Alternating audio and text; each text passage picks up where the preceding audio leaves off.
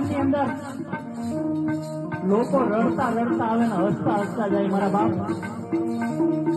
ઈ તો જેના કામ કર્યા હોય ને એને ખબર હોય, મને કે તમને ન ખબર હોય. ખાલી એકવાર મારા હનુમાનજી મહારાજ અમુક નજર ફેરવી તો નાચે રહો દરેક સમુદ્રીના જપો તો નિરંતર મારો હનુમાન વીરાવો.